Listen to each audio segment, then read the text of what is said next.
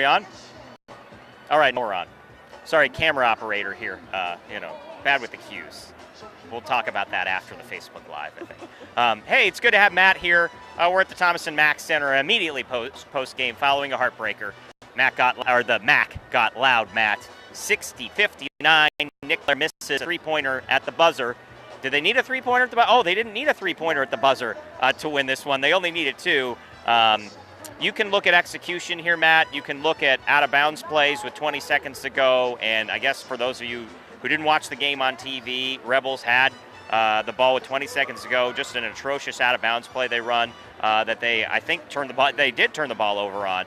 Previous to that, Amari Hardy, rough down the stretch from him. He had a pretty good game up until the last 3 or 4 minutes of this ball game, Matt. But they lose a heartbreaker. Mac got really loud, which was inspiring, but they don't pull this off. Just why do you think this went down the way it did? Unfortunately, Hardy looked like a young kid down the stretch. That's what we saw out of him. Sophomore guard, had a decent game. Got fouled on a three-pointer with, about 4 minutes to go or so. Missed 2 of the 3 free throws. That was big. Comes down with about a little over a minute to go. It's a 60-58 game. He gets fouled, goes to the free throw line, misses 1 of 2 again, 60-59. Rebels come down for another possession. They get a held ball situation. Get the out of bounds play and just immediately turn the ball over. I mean, they couldn't get anything going, and they're hanging out outside of the 3-point line again, which I don't really understand. It's a 1-point game. Hardy's been great driving the ball. Get inside. Find somebody open if you have to dish, but they just camped outside on the perimeter down the stretch, and you saw what happened. Nick Blair there, first of all, you don't need a 3. Hardy, again, standing outside the 3-point line, but Nick Blair should not be your option. I mean, I understand he's had moments this season, but he should not be your option in that situation. That ball needs to stay in Hardy's hands and let him drive, or you need to find Robotham and kick it out to your senior leader.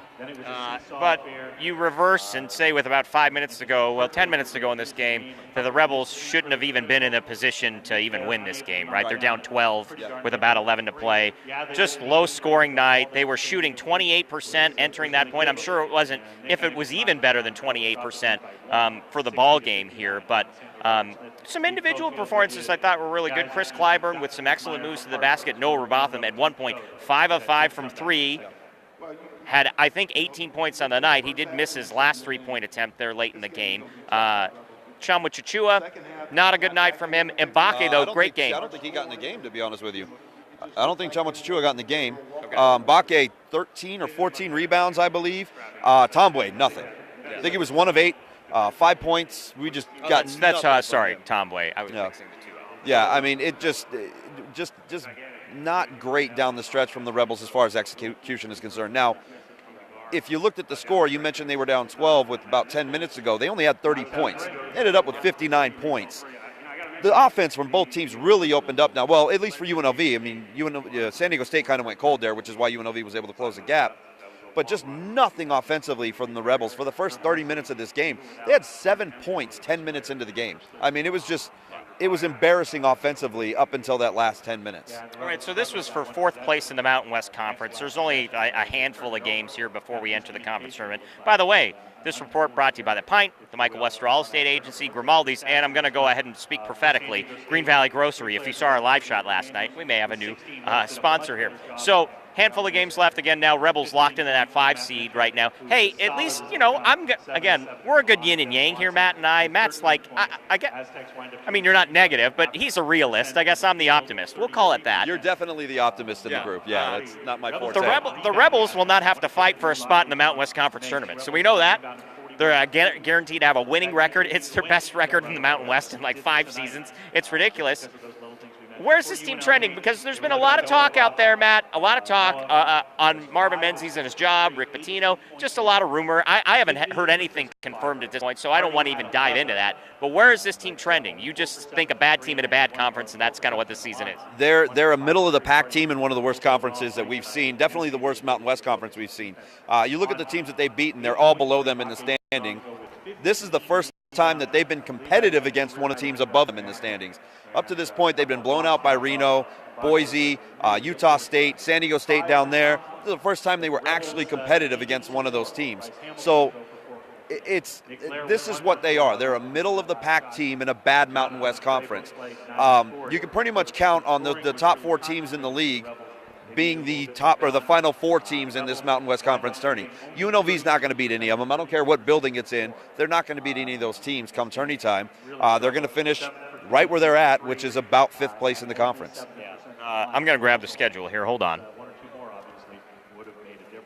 Old Bones bending over. Let's get the final 3 or 4 opponents here. Right. We've got San Diego State right with tonight at UNR, home at Boise State, at Colorado State. So 3 games to go in the regular season. They did beat Boise, right? They beat Boise in Boise. It was Utah State, Reno, San Diego State. Who am I missing? I'm missing somebody. Who am I missing? Oh, yeah. Well, you check the schedule. You tell me. Maybe Boise State's a win at home. But Fresno State. They came in and, they were trying to get 4 straight wins here tonight. Again, I think we saw something from this team. We saw something from the fans of the Thomas and Mack, as in, again, the team with 10 minutes to go wasn't even in this ball game. You said 12 points might as well be 50, and then I was like, oh, they could come back, and they did. And then I made another call. I said, I guarantee you this was about with 3.5 to go. I said, there's going to be at least 1 possession or 2 possessions where the Rebels are down, 2 points. They need to go and make a bucket to seal this one, and it happened twice, again, at about a minute to go. 3 times. Last 3 possessions. Right. Minute to go, 40 seconds to go, 20 seconds to go. They didn't get the job done. I said they weren't going to get it done. 8 out of 10 times they can't run an out-of-bounds play. I don't know what it is, but their late game scenarios are rarely good at this point. Out-of-bounds plays have been bad. That last, San Diego State goes to the line with 10 seconds left, misses both free throws in a 1-point game. And the Rebels never even get the ball inside the 3-point line. Their inability to understand the game situation is biting them in the butt time and time again. And again, this is what they are. They're a middle of the pack team. As far as progress, you talk about progress. I don't see the progress with this team overall. This was a good game for the Rebels as far as the scoreboard is concerned. Offensively, they were a mess for 30 minutes. San Diego State was terrible in this game. They turned the ball over, I think, 15 or 16 times. The Rebels got 13 points, I believe, off of turnovers. This was an ugly game. San Diego State was part of that ugliness. So, we can give the Rebels credit because they hung around enough to make that run. But it's not like they played a great basketball game. They did enough to stay in it late, and Robotham kept them alive with a few clutch threes down the stretch. But I don't see a ton of progress from this team. They're losing to the good teams in the conference. They're beating the terrible teams in the conference, who are also some of the most terrible teams in Division I college basketball. So it's hard to give them too much credit. And I agree with you to a certain extent, but I'm not going to just fold on the season. The conference tournament to me is about matchups for the Rebels. Again, you don't know what's going to happen. Does Reno get knocked out early? Do they just get the right matchups? Do they make? I'm saying it's unlikely, but maybe they do get the right matchups to maybe make a run to the semifinals or even the final. I don't see them making semifinal or final. I know. I'm trying to be optimistic. The right matchups are every team. Stop calling me out. The right matchups are every team below them in the standings. The wrong matchups are the 4 teams above them in the standings. And at some point before they get to that semifinal, they're going to have to play one of those teams. I just don't see them beating it. So Matt's looking forward to the offseason to see if Marvin Menzies keeps his job, essentially. Yes or no? Oh, man.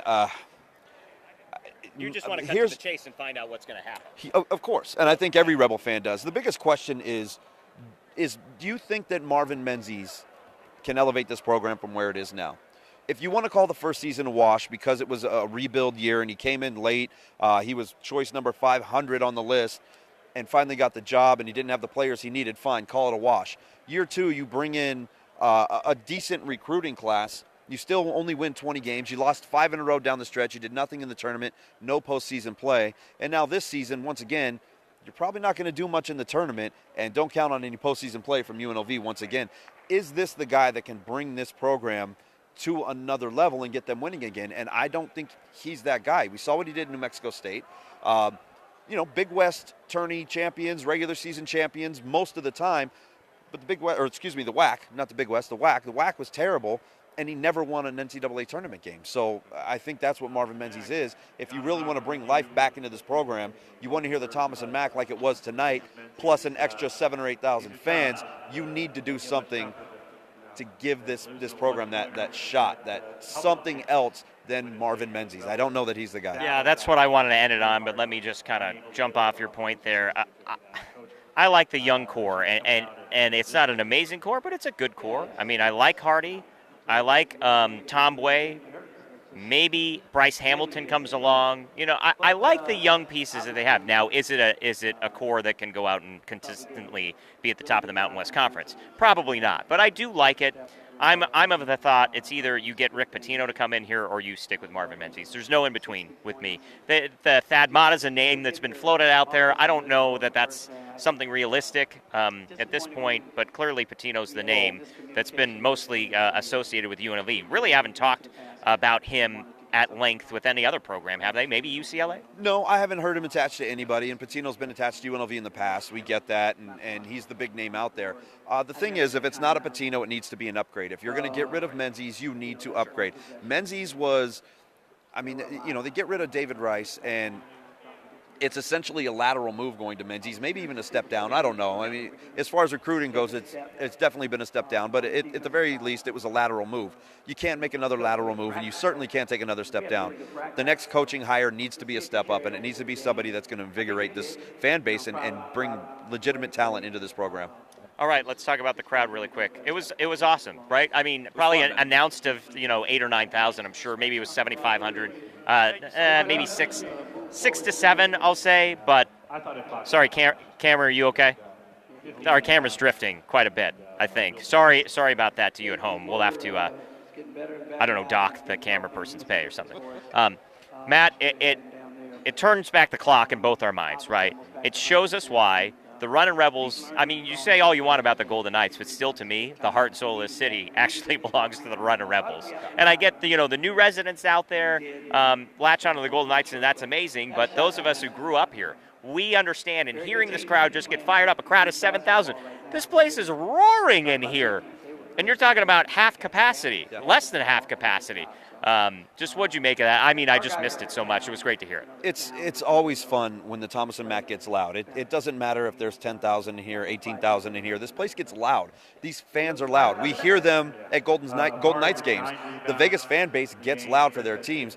UNLV, they have a championship banner hanging in the rafters there. They have some retired jerseys hanging over there that are some of the best players we've ever seen in college basketball that went on to have really good NBA careers. This program at one time was one of the top programs in the nation. Everybody here remembers that. Everybody here wants to see that again. This place gets loud. This place is fun. It's energetic. And like you mentioned, we miss that. It's good to see that again. Let's go back to the Menzies thing. Is he the guy that's going to keep that energy in this building? I just don't know. It was just nice to have a ball game in here with 10 minutes to go because the first half was not exciting. That was bad. The last 10 minutes was exciting enough.